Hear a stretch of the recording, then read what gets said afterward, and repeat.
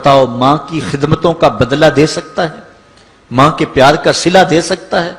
عرض کی گئی کہ میں اپنی ماں کو اپنے کندھوں پہ اٹھا کر کے حج کروایا ہے اور سائی اور کعبۃ اللہ کا طواف کرایا ہے، اور حالت یہ تھی کہ اگر چٹان کے اوپر گوشت کا ایک ٹکڑا ڈال دیا جاتا تو وہ بھی بھن کے کباب بن جاتا، اتنی گرمی کی شدت تھی۔ کیا میری ماں نے میری جو خدمت کی، میری کفالت کی، مجھے دودھ پلایا، مجھے جنم دیا، تو میں نے کیا ماں کی خدمتوں کا صلہ دے دیا ہے؟ تو جواب آیا، تو نے ابھی اس کی ایک مسکراہٹ کا بدلہ بھی نہیں دیا۔ ماں جب ہنس کے دیکھتی ہے تو جنت کی ساری کلیاں کھل اٹھتی ہیں، اور بیٹے کی زندگی ماں کے اس ہنسنے سے جو ہے وہ عبادت ہوتی ہے۔ بیٹے کے لیے ماں کے جو جذبات ہیں، ماں کی جو کہانیاں ہیں، ماں کے سینے میں جو درد کے امٹتی ہوئی ایک کائنات ہے، اس کا کوئی بدل نہیں ہو سکتا۔ ساری زندگی ایک ٹانگ پہ کھڑا ہو کے بندہ ماں کی خدمت کرتا رہے پھر بھی حق ادا نہیں ہوگا۔ ماں ماں ہوتی ہے، اللہ تعالیٰ جل شانہ نے اس کو وہ درجے عطا فرمائے۔ بیٹے کے ساتھ جو پیار ماں کرتی ہے بھلا کوئی کر سکتا ہے؟ کوئی اتنی محبت دے سکتا ہے جتنی ماں محبت دیتی ہے؟ ساری زندگی بھی انسان ان محبتوں کا بدل دینا چاہے تو نہیں دے سکتا، چونکہ ماں کے پیار کا کنارہ ہی کوئی نہیں۔ ماں کی محبت کی گہرائی اور گہرائی کو کوئی ناپ ہی نہیں سکتا۔ سمندر کے پاتال تک تو شاید کوئی پہنچ گیا ہو، لیکن ماں کے پیار کا کنارہ آج تک کسی کو نہیں ملا۔ اللہ تعالیٰ نے اس کے سینے میں دھڑکتا ہوا جو دل رکھا ہے اور تڑپتی ہوئی جو ممتا رکھی ہے، وہ ایک مثال بنی ہوئی ہے کہ کسی نے کسی کو کہا کہ میں تیرے پہ راضی تب ہوں گی کہ اگر تو اپنی ماں کا کلیجہ نکال کے لے آئے۔ تو اس بدبخت نے اپنی اس محبوبہ کی خواہش کو پورا کرنے کے لیے اس اقدام کی تیاری بھی کر لی، اور جا کے ماں کا سینہ چیرا اور اس کا کلیجہ نکالا، اور اپنی اس محبوبہ کی خوشنودی کے لیے تیز تیز آ رہا ہے کہ میں اس کو دکھاؤں کہ میں نے یہ کارنامہ بھی سر انجام دے دیا اور یہ چوٹی بھی سر کر لی ہے۔ تو تیزی سے آ رہا تھا، راستے میں ٹھوکر لگی، جب گرا تو کہتے ہیں ماں کے کلیجے سے آواز آئی، پتر چوٹ تو نہیں آئی ہے؟ یہ ماں کے پیار کا روپ ہے، یہ ماں کی محبت کا انداز ہے۔ دنیا والوں، ماں کی قدر کو ضائع نہ کرنا، ماں کے پیار کو اور اس کی محبت کا صلہ دے تو نہیں سکتے، لیکن ساری زندگی ماں کی نوکری کرنا اور اپنے باپ کی زندگی کے اندر کبھی بھی نافرمانی نہ کرنا، یہ سعادت مندی اور خوش نصیبی ہوتی ہے۔ حضور نے منبر کی 3 سیڑھیوں پہ قدم رکھتے ہوئے آمین آمین کہا تھا، تو بعد میں پوچھا گیا حضور آپ نے ہر سیڑھی پہ قدم رکھتے ہوئے آمین کہا تو یہ کیا ماجرا تھا؟ فرمایا جبریل آئے تھے، انہوں نے مجھے کہا تھا اس شخص کی ناک خاک آلود ہو جو ماہ سیام رمضان المبارک کو پائے اور پھر کثرت عبادت سے اپنی بخشش نہ کروا سکے، تو میں نے آمین کہا۔ پھر کہا اس شخص کی ناک خاک آلود ہو جو والدین کو بڑھاپے میں پائے اور جنتی نہ ہو سکے ان کی خدمت کر کے، تو میں نے آمین کہا۔ پھر جبریل نے کہا اس شخص کی ناک خاک آلود ہو جس کے سامنے آپ کا ذکر کیا جائے اور آپ پر درود نہ پڑے، تو میں نے آمین کہا۔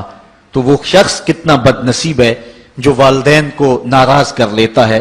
میں کہتا ہوں ساری کائنات ماں کے قدموں تلے ہے، بلکہ میرے محبوب نے جنت کو ماں کے قدموں تلے قرار دیا۔ الجنت تحت اقدام الامہات، جنت ماں کے قدموں تلے ہیں۔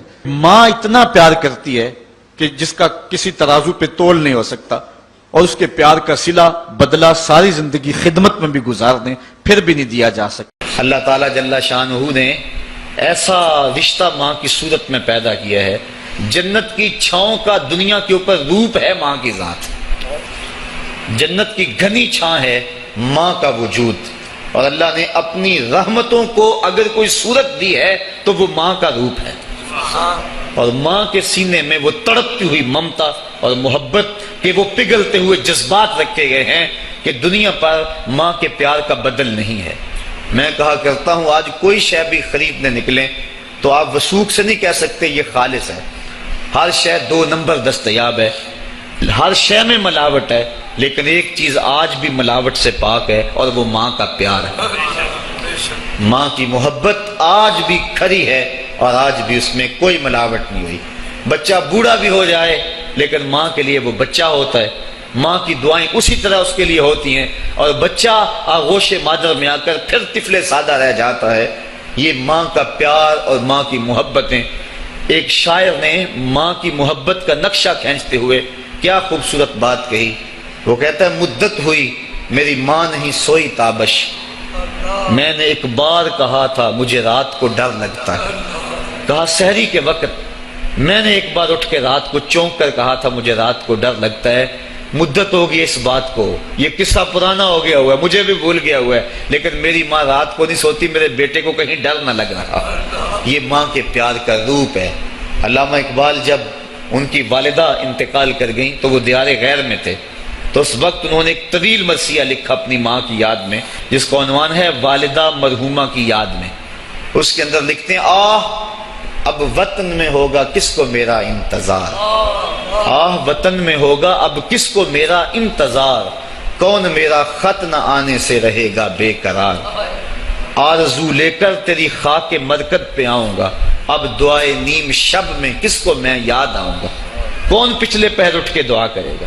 ہر ایک سے کہنا پڑتا نا جناب دعا کرنا، مولوی صاحب سے بھی عرض کرنا پڑتا حضور دعا میں یاد رکھنا، پیر صاحب سے گزارش کرنا پڑتی ہے جناب مجھے دودھ راتوں میں اور چاندنی راتوں میں مجھے یاد رکھنا.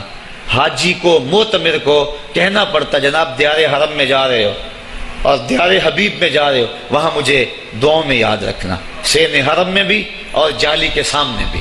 ہر ایک کو کہنا پڑتا ہے کہ مجھے دعاؤں میں یاد رکھنا. کبھی ماں کو بھی کہنا پڑا کہ امی دعاؤں میں یاد رکھنا.